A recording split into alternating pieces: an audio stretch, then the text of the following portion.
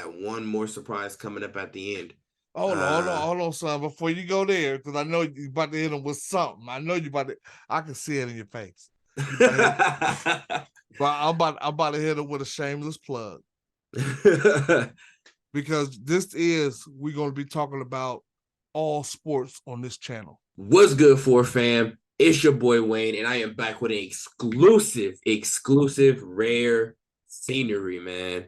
If you're one of my OG subscribers, you know that I used to do sports talk. When I started out, I was doing sports talk a couple times a week. And yeah, well, I just stopped. I kind of took my channel in a family direction. So I apologize for that. But for those who love the sports talk, because there's a lot of views on those, if y'all go back and look at those videos, it's a lot of views on them. For those of you that like our sports talk, we are back and we will be coming back. So I have Pops on the line. Yes. I'm gonna welcome him to the sports talk. I'm gonna explain one more thing and then we're gonna jump into it. What up, Pops? What's going on, son? How you been? How you been? Oh man, I've been good, man. Look, I'm so excited to get back to doing this sports talk with you. You know what I mean? It's a blessing because a lot of men don't have this platform or this connection with their seed, their son, to be able to have these kind of conversations, whether it be sports or life itself. You know what I mean? So I'm excited because last time we had this talk show is when Cleveland was getting ready to go into their little season, and we talked about how Cleveland was going to go after Deshaun Watson and let Baker go at the end of the season, and it happened, and we ain't been back on since. You know what I mean? Yeah, we left it off. We left it off wrong. It's like the end of a TV show. You know how you get to that final moment and then it just ends until the next season. Yeah. We didn't give no warning, nothing. No. Because we called it. We called it, it happened, and we didn't come back and update y'all. We didn't.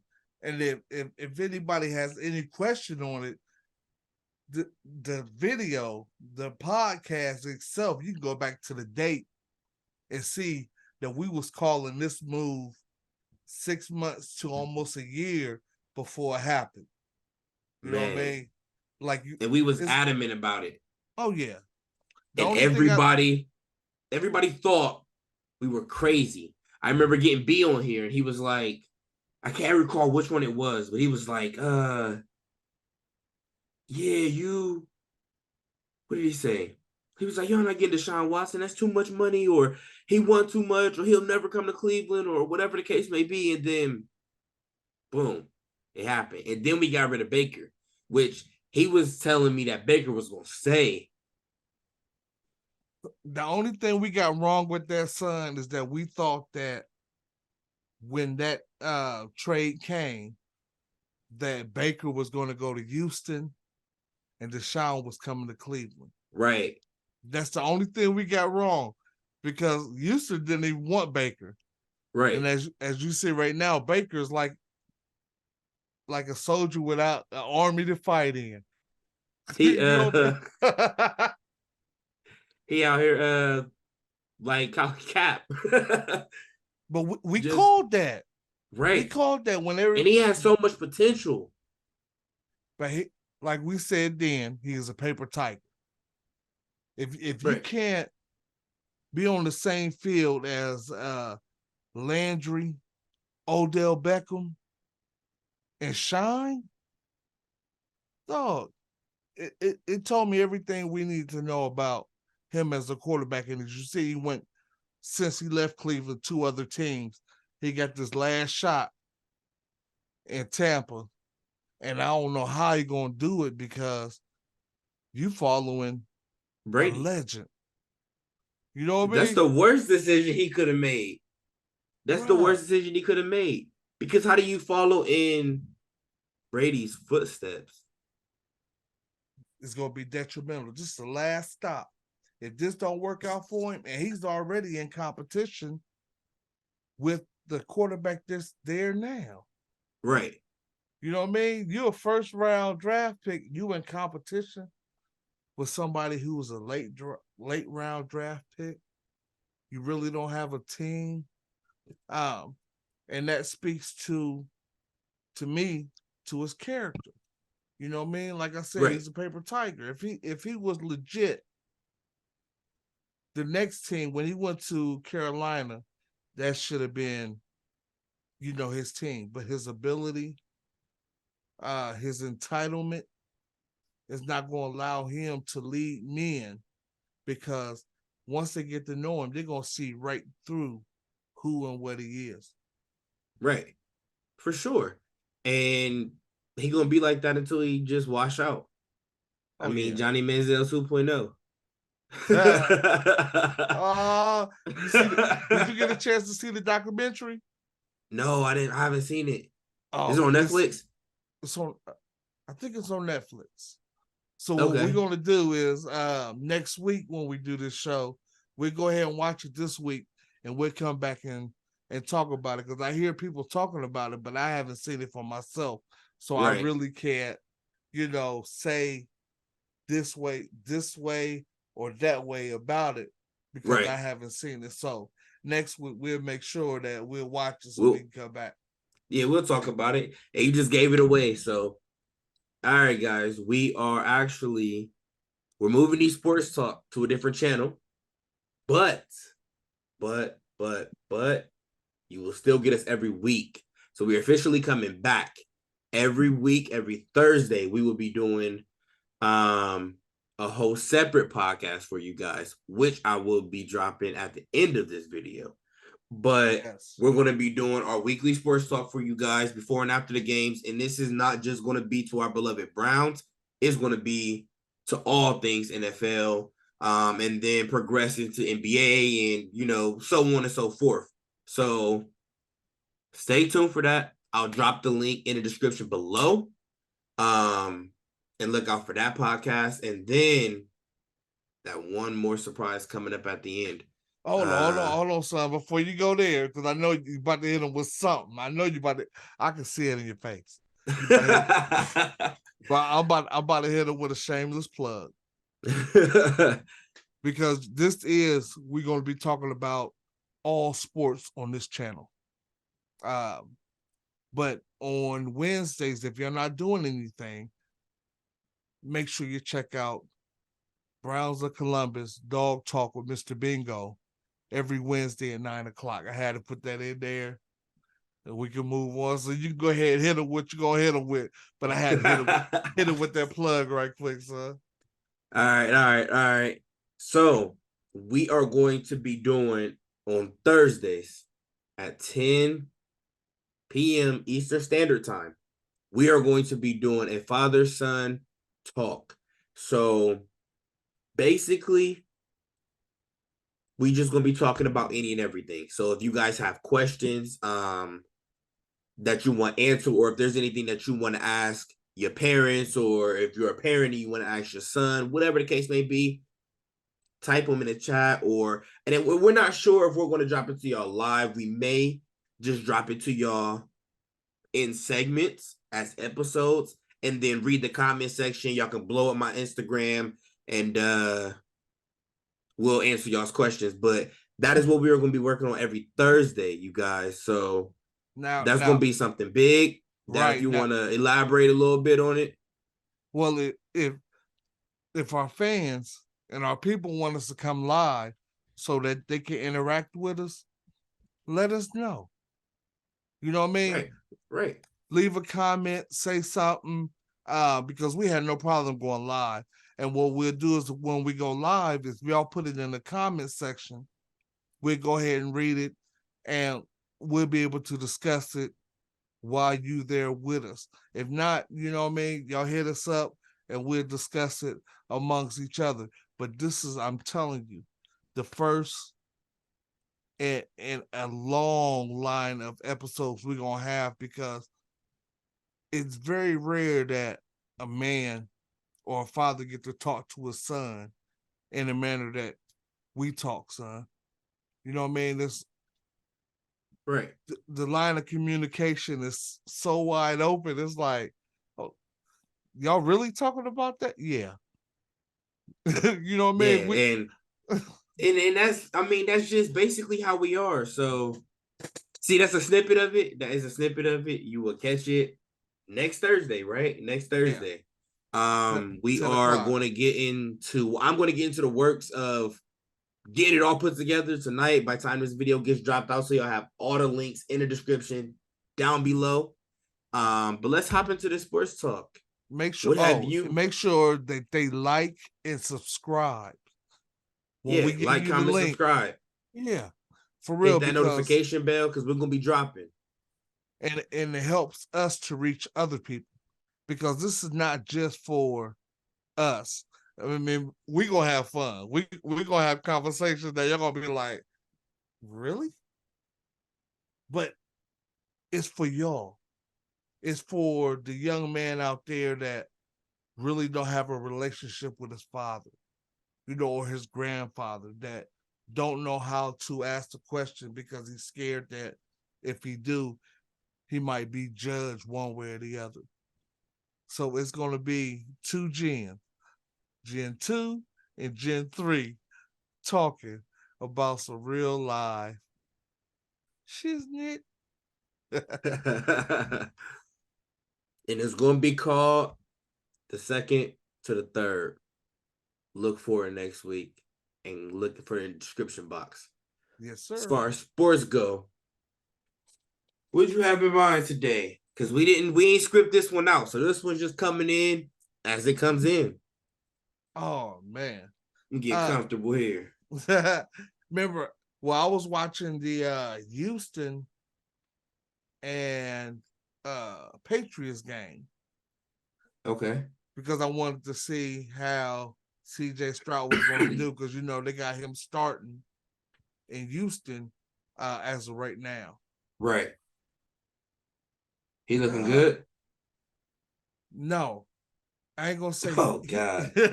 Justin Fields? no, because CJ is not running as much as Fields was. Right. Justin is trying to sit in the pocket and throw the ball, but what I think is happening right now is that the game is a little bit faster than he anticipated coming out of college. Right. So when he was in, they really didn't move the ball. He ended up throwing an interception, giving away his what he was looking at, or the receiver he was looking at, through an Right. interception. But that can be fixed. As a rookie, it's going to be hard because, going from college to the pros, the windows are smaller. All the players are a lot faster. It's like playing Georgia for him every weekend. You understand? Because there's a lot of Georgia players that entered the league.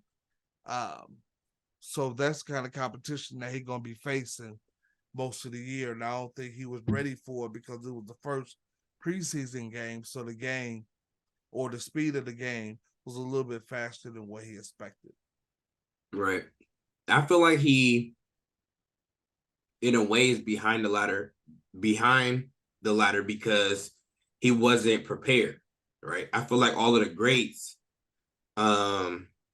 transition at least somewhat decently into it, because I mean, you almost have to, right? If you want to make that shot and be starting come regular season or take Right. somebody's position, you got to come in swinging.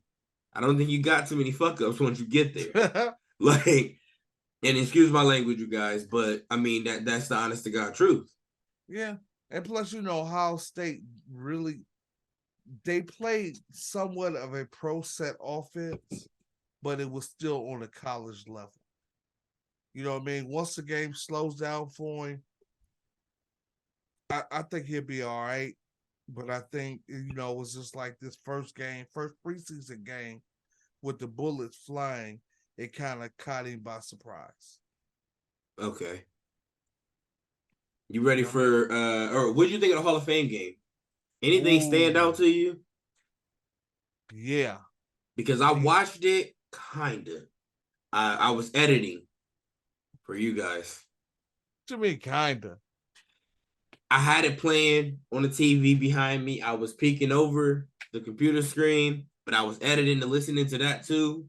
So I hear the Okay. big plays, but I wasn't really seeing much else. So Oh what'd you man. think about it?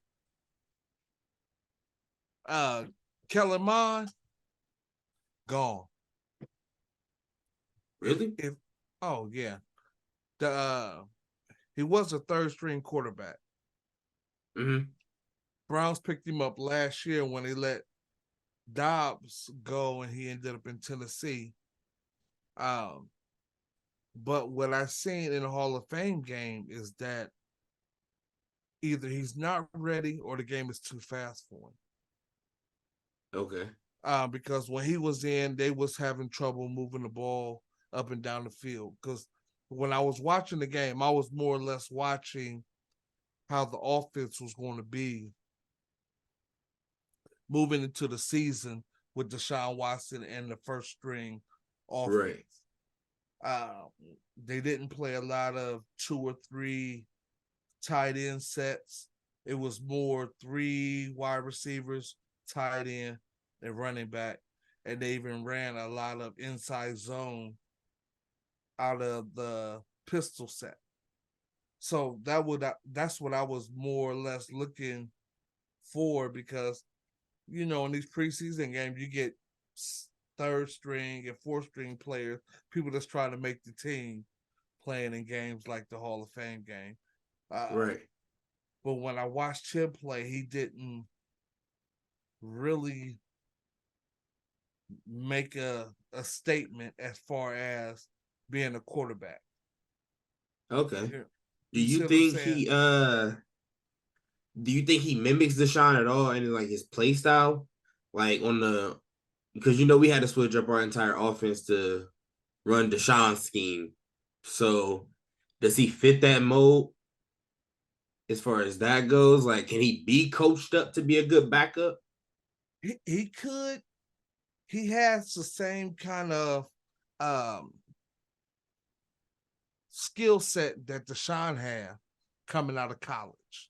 I watched him when he was in college, and I will say he did have the same kind of skill set, and that's what the Browns did this year. Is that when they went with Deshaun Watson, Josh Dobbs, Kellen Mond, and Thompson, they all have the same similar skill set, so they don't have to change the offense like they did last year.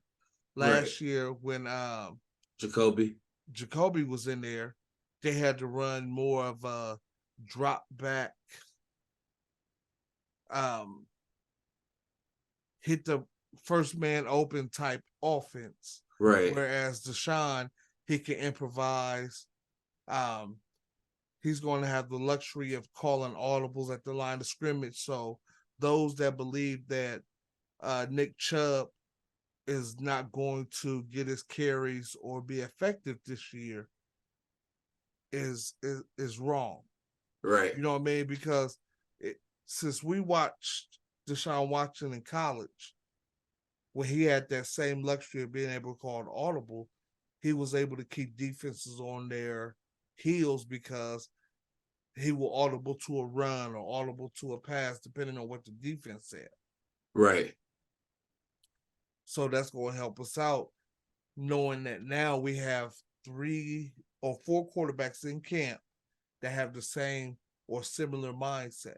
The difference is with Deshaun in there, he'll be able to audible to different plays. If you have to go to a Josh Dobbs, or let's say you go to the 5th round draft pick Thompson that we picked up, you'll still be able to run the same plays, but Stefanski will have to call the plays, and they will Right. have to go with the same plays that he called, almost like when they had Brissett last year. He couldn't really, or he didn't have the freedom to audible out of plays to get into a run to help the pass. Right. You know, You understand? He pretty much called the plays that was relayed to him. That's why he was able to drop back, get the ball out. Deshaun Watson is a different athlete, a different quarterback. So it's going to be exciting to see what he and the Browns do this year, because he has come out in public. He said he's never played with this amount of talent on the same team. Ugh. Okay. Okay. Now you answered my question because I was about to ask what you thought Deshaun would do this year. You know, last year he was kind of rusty. Um, and Jacoby actually held up for us as much as he could. I mean, he's not a bad quarterback. No, he's not. Uh, If our defense would have stepped up last year, we would have had at least 2 or 3 more wins, because he didn't play bad. Brissett, right, really had us in position to win, a couple games, but our right, defense, I think, was one disappointed because Deshaun got the suspension, or the length of suspension that he got. They right, was thinking that it was going to be 6 games when it was 11. Anytime as an athlete you go into combat and you don't believe in your signal caller, like, they knew that Brissett could win games, right, but they didn't believe in him the same way that they believe in Deshaun. right, If that makes sense, you know what I mean? Like, they know with Deshaun back there, oh, we can win. right. So Like this Jacoby year, can win if everything falls into place, right? but Deshaun will make a game happen Oh, because historically speaking, at least last couple of years, it seemed like we are not second half teams. Like if we're up in the first half, we probably gonna win that game. But if we're trailing come third quarter, it's a wrap.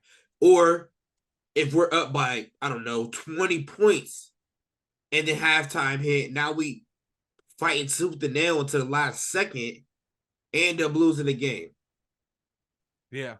Like, I mean, Well, so that's we because, gonna need Deshaun to outscore everybody. So if our defense fail, we just need him to score. Like, but see, I don't see our defense failing this year. See, like last year under Woods, we played a passive defense, meaning we played zone on the back end, and we didn't have the soldiers or the defensive line to hold hold up front. You right, understand? We had Myles Garrett, and then we had other defensive linemen. No one had right, any cachet or any experience besides Clowney, but Clowney was kind of tainted because in that defense, everything was geared for Myles Garrett to shine. You understand? Like, now with the defense we have is a man on the back end, aggressive. We're gonna play run to the pass. So with that wide nine, we pinning everything in. If you got defensive tackles that can hold the point of attack and they attack it just like the defensive ends are, right, it's a different mindset. Now we can be aggressive. Last year they wasn't aggressive; they was passive. If anything happened bad on the back end, somebody ran through a zone and scored a touchdown. What's the first thing we seen or we noticed that defensive backs did? They point the finger at somebody else because they thought, oh, he happened. right. But playing man to man on the back end and having an aggressive mindset, if you get beat on man to man, you can't blame nobody but who? Yourself. That means our defensive backs whose skill set is set for man to man. Now the ego comes, or the ego and pride comes into play, because I'm not going to let you beat me. Right, You got Denzel Ward, lockdown corner. Emerson, He showed last year, oh, he can lock them down. You know what I mean? You got Newsom. So we could play And they all man. hungry, especially Oh, Denzel. oh yeah. Yeah, Denzel hungry. and it plays into his skills. Yeah. When he came out of Ohio State, he was a lockdown. So when they played this passive zone last year, it ain't do nothing but really hurt the team because it took him out of what he is natural at. You know, his closing speed is immaculate. He's one of the fastest cornerbacks in the NFL. So when Joe Woods played that zone or that passive on the back end, they was reacting instead of dictating what a receiver is going to do when they came off the line. You know what I'm saying? So getting back to this defense this year, oh man, they concentrating on putting pressure on the quarterback, getting turnovers on the back end, and getting the ball back to their offense. And the more opportunities that the offense is going to get, man, I could see the Browns averaging somewhere around 28 to 35 points per game this year easily. Because who are you going to double team or cover? Right. You see what I'm saying? Like when we had Baker, you already knew he was a one read receiver, one read quarterback. But with Deshaun, if you open, he gonna get you the ball. So you got Cooper at 1, Elijah Moore at slot, Donovan People-Jones on the other outside. People slipping on him. Remember, he was one of the top receivers DPJ a dog. coming out of high school. He was one of the top, receivers coming out. Just unfortunately, when he went to Michigan, they didn't use him like that. Right. You know what I mean? Then you got Njoku at tight end, who's coming into his own, a top 5 offensive line, and a number 1 running back. 2. Number 1 and 2. You can't sleep on Kareem Hunt. Well, Kareem, they let him go. Oh, that's right. Yeah, he had a visit with the Colts this week. But I think he's holding out because he met with the Saints and the Colts. Both of them the Saints need a running back because their running back got injured in camp. The Colts came up and they was going to pay him more to go there. But I think his heart is in Cleveland. Mm-hmm. So there is a path for him to come back for a veteran minimum. And I think that's what he want to do because him and Chubb in the backfield, man, the only problem was the play caller didn't benefit both of them. Right. You understand? And one, because the last 2 years, the quarterbacks didn't have the freedom to audible out of plays. If the offensive coordinator or Stefanski called a play, that's what he ran. Right. But with Deshaun there, he sees the game different. He's a different athlete. He's a different quarterback. Because remember, before he went on his suspension, they was talking about Patrick Mahomes. But they was talking, no, his best season he had, D-Hop was already gone to the Cardinals. Right. Mm-hmm. You know what I mean? He didn't have. And he was hot about that. That's why he didn't want to play in Houston. Right. And then that's when all the allegations came. But that same season was the season that he had his best numbers as a passer, but they still went like 4-12. Yeah. You know what I mean? And that's when he was balling out of control. So he could do it with no-name receivers. What do you think he's going to do with athletes, the receivers that he had? He just had to work them jitters off. I'm hoping he come back better than ever because he didn't work for 700 days. So, I And mean, anybody that haven't worked for 700 days, when you go back to work, you're gonna be rusty.